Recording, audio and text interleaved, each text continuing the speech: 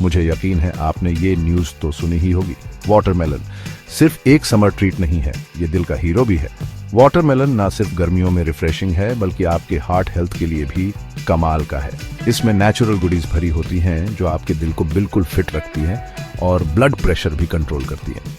सबसे पहले बात करते हैं लाइकोपीन की। ये एक पावरफुल एंटीऑक्सीडेंट है जो आपके ब्लड वेसल्स को साफ रखता है और कोलेस्ट्रॉल कम करने में मदद करता है। फिर आता है सिट्रुलिन। ये एक एमिनो एसिड है जो नेचुरली ब्लड प्रेशर कम करता है। और हाँ, वाटरमेलन में पानी और फाइबर भी भरपूर होता है जिससे आप हाइड्रेटेड रहते हो और वेट लॉस में भी हेल्प मिलती है। हार्ट हेल्थ के लिए वाटरमेलन एकदम परफेक्ट फ्रूट है। ये एथेरोस्क्लेरोसिस को रोकता है, हाई ब्लड प्रेशर वालों के लिए फायदेमंद है और इसके एंटीऑक्सीडेंट्स फ्री रेडिकल से भी फाइट करते हैं। डॉक्टर्स यही सजेस्ट करते हैं कि रोज 1 से 2 बाउल वाटरमेलन खाना चाहिए, खासकर गर्मियों में, क्योंकि ये एक सिंपल, सस्ता और टेस्टी तरीका है हार्ट हेल्थ बूस्ट करने का।